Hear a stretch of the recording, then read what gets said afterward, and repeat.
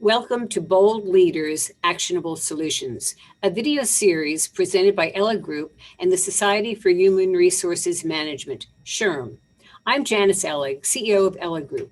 We are a global executive and board search leadership and advisory firm with a 40-plus year track record of supporting diversity, equity, and inclusion. Johnny Taylor, CEO of SHRM, a global professional association of human resources professionals, with over 300,000 members representing nearly 120 million employees, joins me today in thanking all of you for taking the time to consider how senior executives and board directors can accelerate gender and racial diversity in America's boardrooms. Today's program is one of 6 that we plan to release in the coming weeks based on a white paper of the same name published in the winter of 2020. Earlier this year, Johnny and I were honored to host an impressive group of experienced CEOs and corporate board members to talk about boardroom diversity and share candid insights around challenges and potential solutions to enhance the composition of boards. Our video series will bring to life the white paper, where CEOs and directors will share their insights with all of you, and that is what we are going to do today. To receive the paper, Bold Leaders, Actionable Solutions, simply go to our website, elliggroup.com, or email inquiries@elliggroup.com, and we will send you a copy. Thank you, Janice. I'm Nicole Sanford, Ellig Group's board practice leader, and I'll be your host for today's conversation. Thank you for taking some time to listen. I'm joined by 2 esteemed business leaders, Dawn Zier and Richard Davis. Dawn is an experienced executive leader and board member. She's had numerous senior leadership roles and most recently was the CEO of Nutrisystem, where she led a remarkable turnaround that culminated in the sale of the company to Tivity Health. Dawn has served on multiple boards throughout her career and is currently a board director of Prestige Consumer Healthcare, the Hain Celestial Group, Spirit Airlines, and Purple. Richard Davis is also an experienced CEO and board member. He is currently the president and CEO at Make-A-Wish Foundation, appointed in 2019 after serving as executive chairman and CEO of U.S. Bancorp. He is a veteran board director for many well-known companies and nonprofit organizations, including MasterCard, Dow Chemical, the National American Red Cross, and the Mayo Clinic. Richard has been a vocal advocate for diversity on the board, previously serving as honorary chair of the Women's Forum of New York's Breakfast of Corporate Champions. Thank you so much to both of you for joining us today. We really appreciate it. Dawn, let's start with you. You're on a number of corporate boards and have been a CEO yourself. What do you think of this most recent movement for board diversity? How does it compare to what we've seen in the past? I think up to now, the progress has been slow. We've been making progress, but it definitely has been slow. I'm saddened that it needed to take mandates from states like California, institutional investors like State Street and Vanguard, and NASDAQ to put mandates forward around diversity. But I believe that through this acceleration, good things will happen. And we know for a fact, diversity brings great results to board performance, to company performance. And I've never heard someone regret having a diverse candidate on their board. So maybe this is the time. And I think diverse candidates bring great value across the board, but also as we're grappling with some of today's really critical board issues like ESG and human capital management, it's great to have those diverse perspectives. Richard, how about from your perspective? Yeah, first of all, Don's right. We should be very disappointed in our collective selves on how long this is taking. And even with the mandates you mentioned, there's still plenty of boards with remarkably low diversity. So it's a question worth asking over and over again because it's not obvious why everybody wouldn't naturally migrate. The other thing about it is I think we're starting to mature in what we believe is diversity. I think in the very early days, people thought it was mostly ethnic and or gender. And it's so much more than that. And we can talk further later in this conversation. But if you think just most easily, experience and age, those are 2 new categories that make so much sense. And they start to indicate a maturity in the thinking on the part of boards. But most importantly, to answer your question, the movement is slow. The endpoint is way too far into the future, and it could be fixed right away. So there's a sense of urgency we still need to collect. And I do think it's a peer pressure opportunity for boards with success in finding the benefits of a diverse board to share those merits with others in the event that many still need to be convinced. And then the boards themselves have got such a diverse of thinking on them already. Let's use it and let's set mandates for each board to set a higher expectation of itself. Well, speaking of peer pressure, Richard, you've been one of the most vocal proponents of diversity, not just at the board level, but throughout the organization. And you've really pushed your fellow CEOs to be bolder and take more action. Can you tell us a little bit about why? What have you seen to be the most significant benefits of the focus on diversity, and why do you keep carrying this mantle? First of all, I think I'll start with the ending point. I think being an old white guy is a good place to start because we're the least likely you'd expect, and it's probably the reason this is taking so long. And so that's the first point, which is stop talking and start listening and look at the facts, which are inevitable that you are going to be a better company because of it. So let's start with in the boardroom, better conversation, better ideation, better diversity of thought and participation. Let's go to senior management. A higher level of respect working for a company where the board looks like the employees that you serve and the customers you serve. Let's go to the employees working for an organization where the senior leaders, both the board and the executive leadership, start looking more like the rest of the world and less like maybe the old arcane expectations they had of the past. And then wait for it, customers. OMG, customers are going to be motivated to know the companies that they do business with or have a choice to do business with reflect the kind of world that they want to be in, not the world we're in or the one we're in, but the one we're going to be. And it's just so basic and simple. It's hard to believe it's not obvious, but in some cases it still needs to be proven. Don, in our white paper, Bold Leaders, Actionable Solutions, you talked about broadening the network where boards look for candidates. And there's the overused analogy of stop fishing in the same pond. Why do you think this is really important, and how have you helped the boards that you're involved in to look for a broader pool? Well, the way the process works when we're looking for new candidates in general is we go around the room and ask, who do you know? So we're naturally shortcutting the process. And then once we do have the candidates we know, we tend to almost default to them. So as chair of NomGov on 2 of my boards, one of the things that we're really focusing on those boards, as well as all the boards, is that we really push for that diverse slate of candidates. And we don't often know who these people are. And I cringe when I hear people say, well, we hope we can find some qualified diverse candidates because there's so many out there. So really, we need to partner with search firms that are doing a good job at bringing forward new lists of candidates and not just recycling the same old people. And then once we get those lists and look to shorten the list, we have to make sure that we interview more than one of those candidates, again, to just make sure that we increase the odds. So you always have to go with the best candidate. I'm a firm believer in that, but I believe there are a ton of great candidates across all different gender, race, age, responsibility, all of those levels. We can find new candidates. And as a board, we have to interview and interview hard and not just go with the people we know.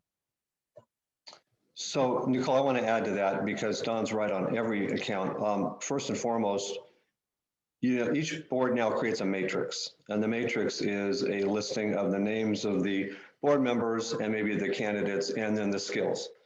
What's interesting is the matrix itself is probably old, and you just got to look at a different set of skills and a different set of experiences that you want in the matrix. So it's not enough just to ask ourselves, who do we want to bring on the board, but what are we looking for? And then you think you're progressing when you say, well, we got a matrix now and we can decide where the openings are. But it's not that, it's whether the matrix is good and whether you're looking for the right thing. So I have an example. Before I left my last job as CEO and chairman, I was, my last year as chairman, one of my goals was to enhance the quality of the board for some expected resignation or retirements. And in doing so, I hired one of our companies and we walked through a great list of candidates, our governance committee. And after 2 rounds, the headhunter, who I've known for years, called me personally and said, I think your team has a real age bias and a real CEO bias. And I'm part of it. And I said, tell me more. And she said, well, every time I give you guys a person who's younger than 45 or someone who hasn't been a CEO, you tend to move them across to, pass on them right away. And she said, if you're looking to expand the quality of the board, you need to look at the younger people and or people who aren't CEOs and wait for it, maybe never will be a CEO, but have remarkable experience in part of the matrix that you're trying to fill. So we were credited for having a good matrix, but then poor execution and trying to actually look at the right places to fill the spots we were looking. And there is an unconscious bias that comes through all kinds of experiences. And no matter how large the group is, if the group is motivated in the same way, it won't start thinking differently. So it's important to challenge yourselves that way. It's interesting when you talk about the matrix, because I'll say from my perspective, we do all kinds of different searches, but the ones that we've done recently where we actually started with more of a deeper dive into that part of the puzzle have been very fruitful, not just because it's good to help you understand what you're looking for before you go out in the market, but the other thing that people need to also keep in mind is that this is a very competitive market for diverse talents. And when you get a high quality candidate in, regardless of whether they're diverse or not, if they have sought after skills of one kind or another, you can bet you're not the only one who's looking for them. And so they can tell right away if the board is not on the same page of what they're looking for. And that could be just enough to make them say, I don't know that I want to be on this board. And you can lose somebody that you're really interested in because you're not talking from the same song sheet. And we've seen that a few times now. It's been very disappointing to have to go back and tell a client, you lost the candidate you wanted because they just couldn't get a sense of what you were looking for and how they lined up with that. And you don't want to be in that position. You make another good point that as I think about it, whenever we assign a mentor or we have a small group of board members interview candidates, it's almost always the tenured board members. It's never the new ones. And honestly, the new ones have the higher sense of being able to describe what it's like, how the transition worked, and what their sense is of the future of the organization. It just occurs to me, we almost always default back to our long-term, long-standing, highest-ranking board members, and they may not be the right ones to tell the story because it's a story told in the past and not one in the future.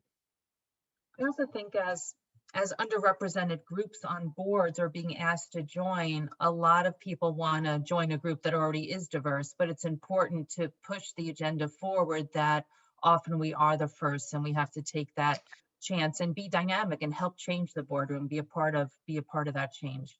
Yeah, pioneers. Mm-hmm. Good point. And Dawn, you've been in the position, I'm sure, of being the first sort of diverse candidate on a board. What advice would you give to someone who is joining a board as someone who's sort of breaking through that barrier? I would say, know that you're there because you're qualified. Don't question. I think some people go in that are less confident and think maybe they're filling a quota, filling a slot. Go in and know that you belong, because I believe that no board is going to bring on somebody that is underqualified. And then bring your unique perspectives to the boardroom, but don't wear your differences as a badge. That's my advice. So Richard, one of the most powerful statements in the white paper, and I remember hearing you talk about this in our session, is this idea that you would refuse to join a board that lacked intentionality to refresh and diversify. Can you share a little bit more about that with us? Yeah, so it's important to note that I did join because the intentionality was clear, but it wasn't evident at first, and I had to go looking for it. And so that's my first point, is if a board in a recruitment stage, and I think Don just said it very well, doesn't indicate that we're on a path, whether you can see it now, here's where we're headed, join us in this next journey, the story gets lost in just the translation of looking and seeing what you see, or hearing what you've heard and looking backwards. It's not a very interesting story. I remember having been on a candidate call for a board position, and there was no diversity in my small meeting of senior most board members. There was no discussion about it. And then I just brought up the issue. In my case, it was a gender question. And I said, why are we so satisfied after all what appears these years of having such a low level of women on the board? And I said, and therefore, why are you interviewing me? Just put myself right in the middle of it. To Don's point, I think I was qualified, but I hope you're using this as an opportunity to bring in more women. And the answer was basically, yes, we know we need to, but we know that you're capable and you'd be very good and blah, blah, blah. And I said, but I was referred by somebody, and by the way, I am capable, I'd love to be on it. But I actually think if this board looks like this a year from now, or in the next 2 or 3 positions aren't women or people of color, I said, I think I'll stand down, because I simply don't want to be part of the continuing chorus of old-fashioned recruitment. of old white guys. And I was duly compelled by the fact that that was a plan. They convinced me that I was fitting in. There was a circumstance there that I needed to fit in right away, and I was satisfied, and I like where we are. But the point was, it was a easy answer for me because I just, we're picking two. When you're interviewing a candidate, it's an honor to be on a board, but they also need you to want to be on it and have a role that will matter. And I wanted to be on a committee or a board of people that plan to look different in the future than they looked in the past. I couldn't see it. I didn't hear it at first, but when I looked for it, I found it. And so it's easier to just talk about it up front and make it a goal. And I think it'd be much easier to recruit people like me anyway that are looking for that. That's a really gutsy way to go in. And I think when we see accomplished men, CEOs, experienced board members really force those questions, I think we're talking about a really different trajectory forward. So kudos to you for being brave enough to have that conversation.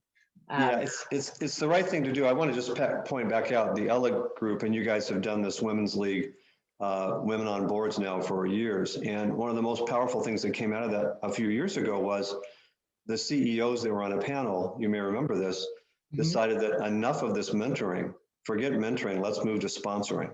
And this would be related to women on boards. And mentoring, we all believed, is kind of like, I'm here if you need me, give me a ring, I'm always there if you want help. That's so passive. Sponsoring is, I'm going to make sure that we promote and find a location and a place for you to serve because you're that good and we need you. And this corporate America needs more of that. And so it's an intentionality. It's not courage at all. It's a matter of just getting what's right. The only reason it's easier to do as a white guy is because you may have something to lose because you're giving up the status quo, and therefore it's even more powerful because it's so right. Dawn, we talked in our session about increased transparency. It's kind of hard to imagine how in this day and age, a company could actually remain silent on this issue. But how specific are boards and the boards that you're involved in planning on getting with defining and disclosing the definitions around diversity for the board? First off, I think what gets measured gets done. So I think it's important for boards to make commitments and statements. And the boards I'm on, you're going to see more disclosures, more transparency in the proxy statements around the diversity of the board and their intentions going forward. And I think that's terrific. I think one of the things that we have to be on the lookout for is what I refer to as double checking the box.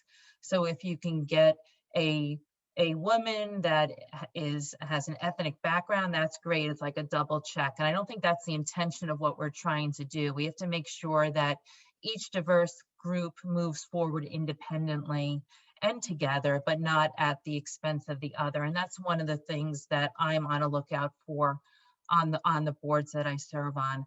I also think that the next conversation that needs to happen, and maybe this is the challenge for 22 and 23, is to take this conversation from the boardroom to the C-suite, because the same exact issues are happening in the C-suite where there's that lack of diversity.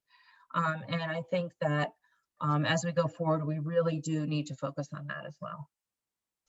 Yeah, I think we've seen a lot of the two box checking attitude at the beginning of a search, and it's disappointing because it's disappointing for a lot of reasons. But one reason that I've seen is that there are some really excellent male candidates out there who represent a different kind of diversity, who are really not even getting a chance to interview or talk to the board because there's this mentality of, well, we want to just see someone who can check two boxes.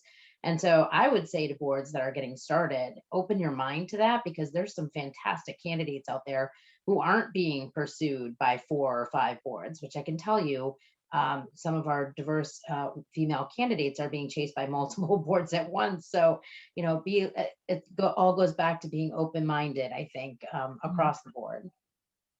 I think it also adds to emerging leaders, right?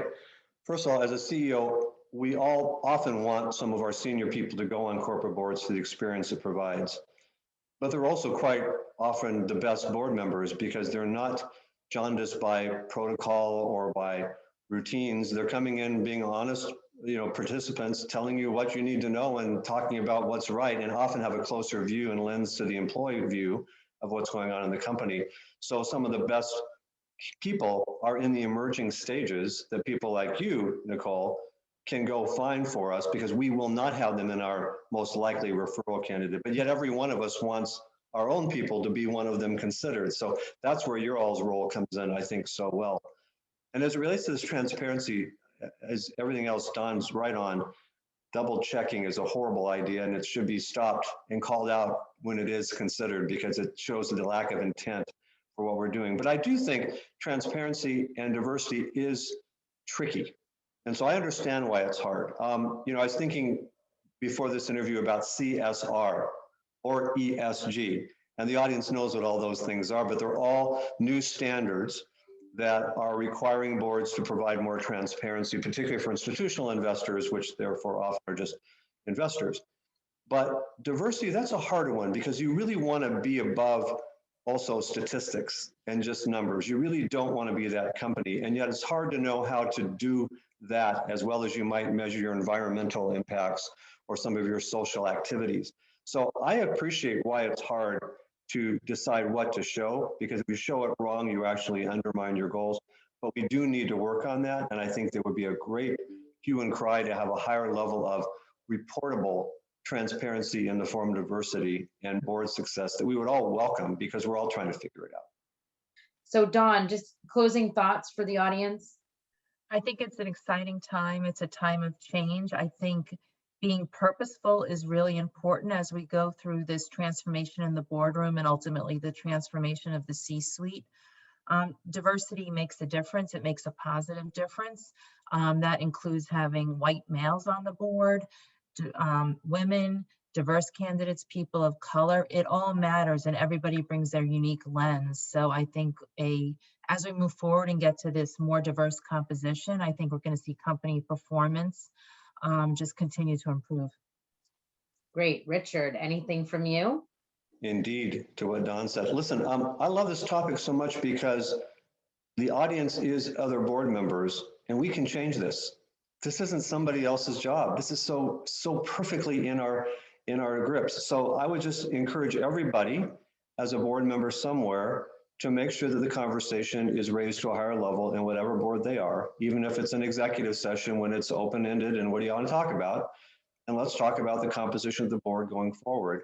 And let's look at diversity for the benefits it accrues, which is diversity of thought, diversity of conversation, diversity of leadership, and diversity of the future. And to me, it's not a hard thing to do, but boy, intentionality is everything. So we can talk about it and admire it forever, and we have. Let's get on with it, and let's take control because we can. And let's bring that to the boards that we're on and see if we can't move the needle a little bit faster. Nicole, I also think that it's not, as we're seeing today, it's not just a conversation among women or among people of color. It's people like Richard that really are active in the boardroom and that are advocating for this, that truly will make the difference going forward. And again, the inclusiveness has to include the white male. And I've been fortunate to have been sponsored by many, and most of my mentors have been white males. And it's this voice in the boardroom that is the real key to moving us forward. So, you know, Richard is obviously doing his part in spade. There are so many other people that we know that's doing it. And I'm grateful for that because it's not a women only effort or a person of color only effort. It includes everybody. Great. Well, thank you both so much for joining us today.